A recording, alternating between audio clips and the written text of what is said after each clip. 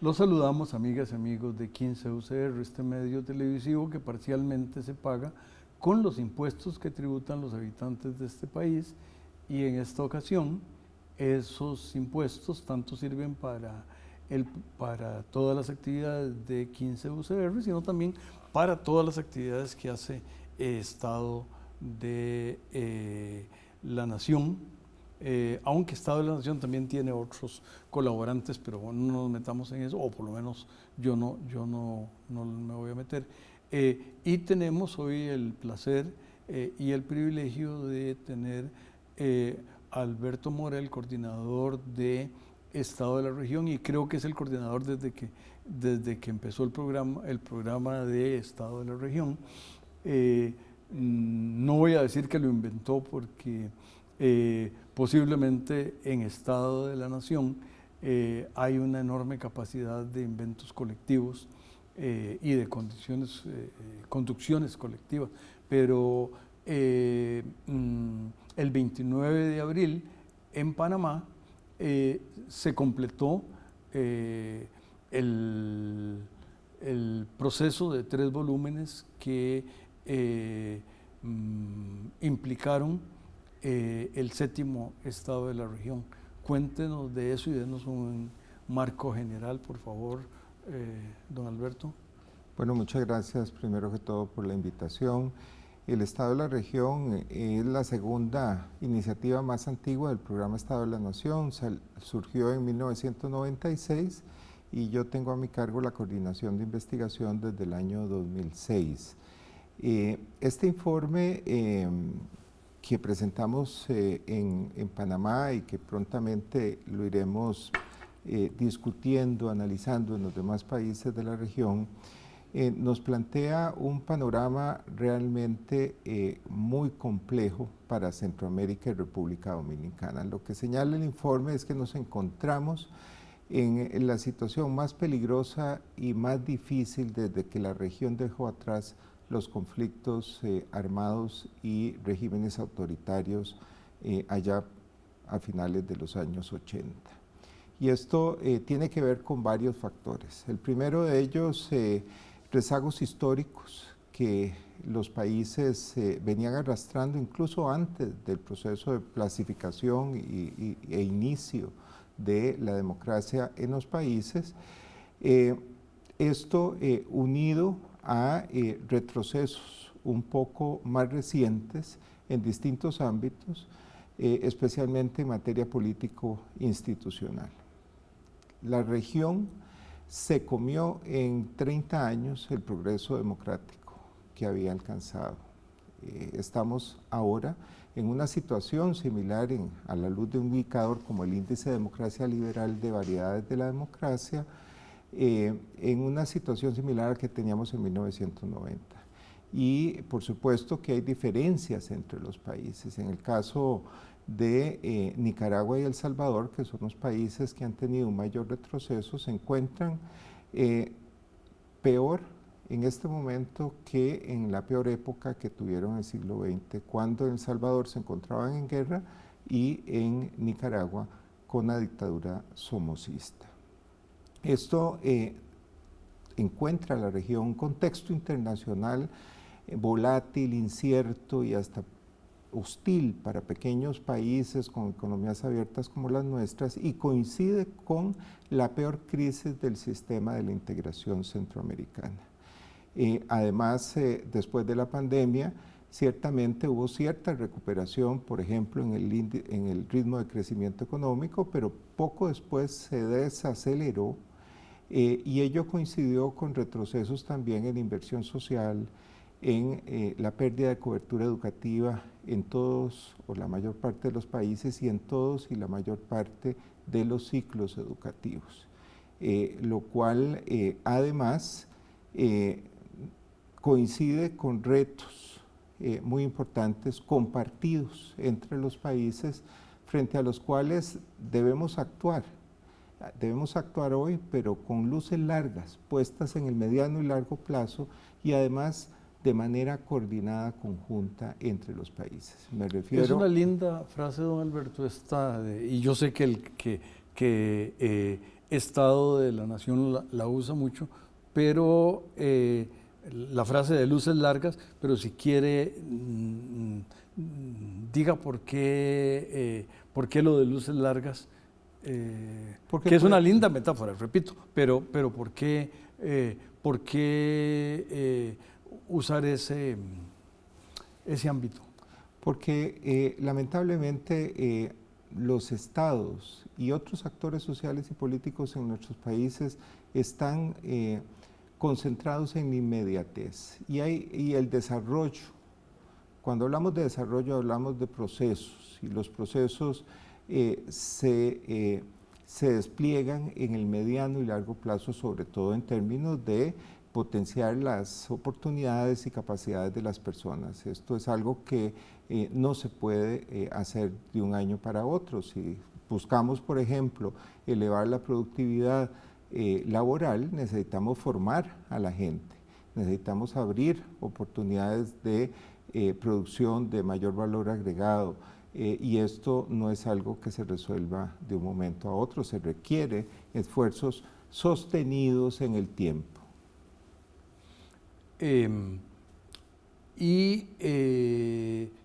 Con toda esa diversidad, porque una de las cosas que debe haber ocurrido es que cuando inició el programa, o cuando usted empezó en 2006, la población era bastante más chica que la de ahora. Las cosas que sabíamos sobre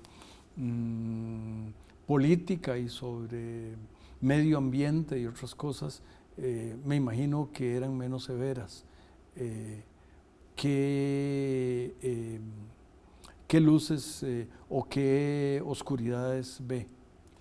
Bueno, perdón, y tiene 9 países, si mi conteo no es equivocado. Bueno, el informe cubre 8 países, los 8 países que conforman el sistema de la integración centroamericana, desde Guatemala hasta Panamá, con Belice y República Dominicana. Okay. Ahora, es importante tener en cuenta que esta difícil situación que vivimos como región también tiene que ver con las profundas transformaciones que experimentaron las sociedades, nuestro patrimonio natural y nuestras economías en estos 30, 40 años, ¿verdad? Lo cual fueron diversas transiciones más o menos en el mismo momento para los países, lo cual hace complejo el proceso de gestión de estas transiciones. Pero hay un rasgo muy importante en relación con el deterioro político institucional, y es que no pasamos en muchos casos de concebir la democracia como hacer elecciones. Con esas elecciones, don Alberto, vamos a pedirle al canal que nos invite a regresar.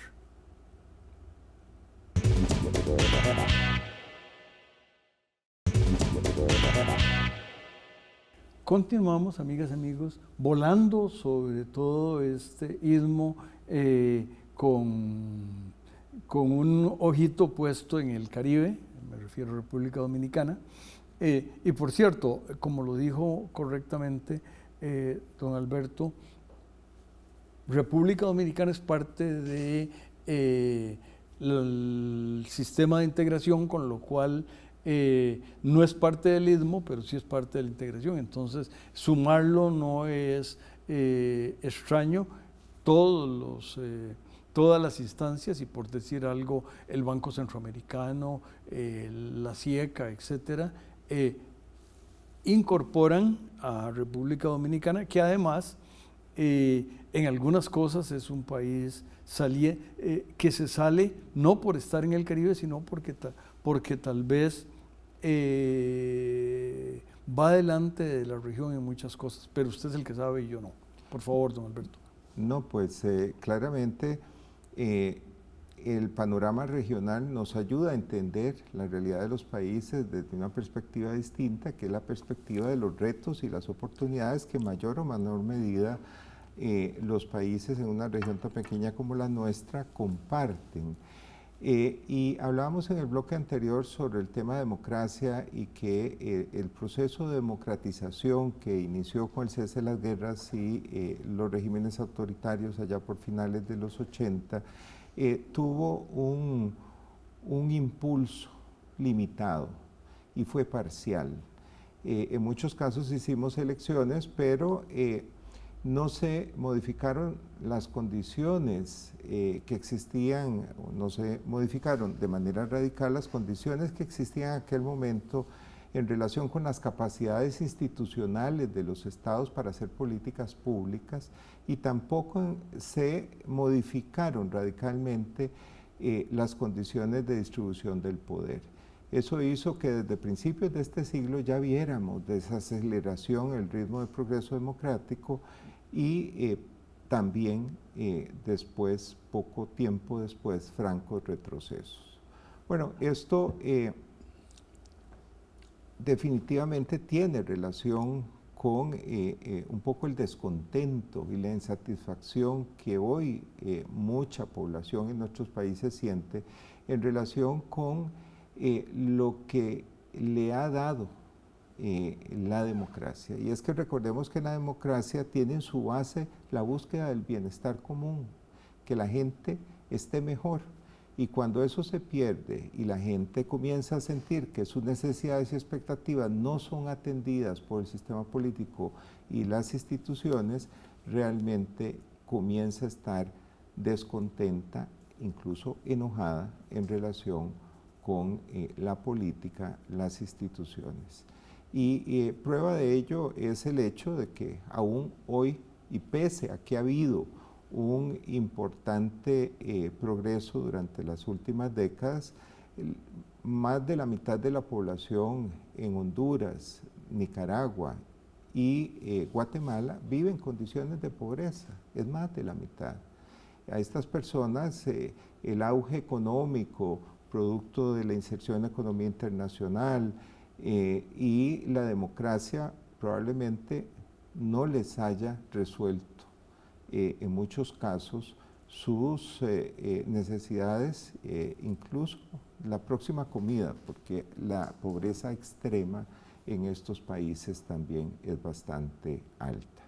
Bueno, remover esos rezagos históricos requiere una forma distinta de concebir la política y concebir también el Estado y el rol que tiene en responder a la población, en atender estas necesidades.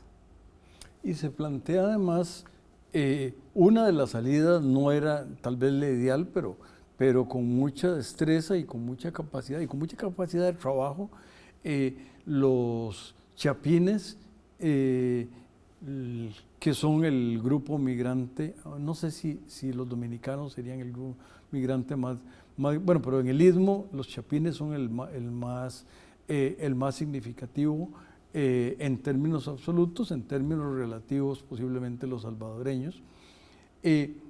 No solo buscaron un futuro, el futuro que no estaban teniendo en casa, lo buscaron fuera de las fronteras, pero ahora, y con mucho éxito y con mucha destreza y con una capacidad laboral importante y además con una generosidad enorme, porque se podían haber ido y olvidarse de las familias en la región, pero no. Es muy claro que la gente de la región es solidaria con el resto de la familia en el Istmo y en el Caribe. Pero ahora hay dos amenazas. Una es el impuesto sobre las remesas y el otro es la exclusión. Y eso, como decían en mi pueblo, éramos muchos, sí, etcétera, etcétera, la abuela. ¿Estoy leyendo bien los datos, don Alberto, o estoy fuera? O una vez más Vargas está fuera de carril? No, pues este déficit de oportunidades de bienestar y de mejoramiento de las condiciones de vida para amplios sectores de la población abrió un poco más lo que ya de por sí históricamente ha existido en términos de la válvula de escape que es la migración. Los flujos de migración durante las últimas décadas han sido incluso superiores a los que tenían los países durante la época de la guerra y los conflictos autoritarios. Y en aquel momento las razones eran sobre todo la violencia estatal y la represión. Hoy y durante las últimas décadas ha sido sobre todo la búsqueda de mejores oportunidades de ingreso, de empleo, la reunificación familiar y lamentablemente en años recientes también ha vuelto el tema de la represión, la persecución política y la lucha contra distintos actores como causales de expulsión de población. Pero bueno, hoy el escenario es muy incierto, claramente, por lo que usted señala, pero sobre todo por las políticas de la administración Trump. Estados Unidos es el principal destino de la población migrante centroamericana. 8 de cada 10 más o menos están en los Estados Unidos. Y las políticas anunciadas definitivamente implican un grave riesgo para la permanencia de la población centroamericana en Estados Unidos, sobre todo aquella que se encuentra en situación irregular. Pero, don Alberto, le vamos a pedir al canal que nos invite para el tercero y último segmento. Regresamos.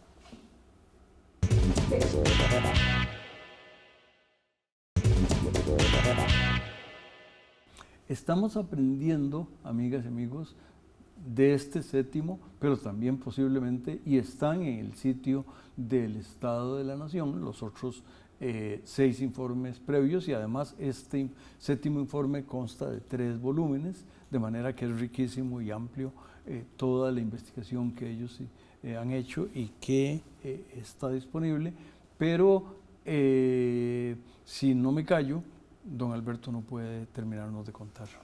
No, pues el informe del Estado de la Región en esta ocasión hace un llamado a la acción. Definitivamente los países enfrentamos distintas dinámicas sobre las cuales no actuar hoy implicará graves riesgos y unos márgenes de maniobra cada vez más reducidos, no solo para enfrentar retos, sino para aprovechar oportunidades que hoy tenemos todavía.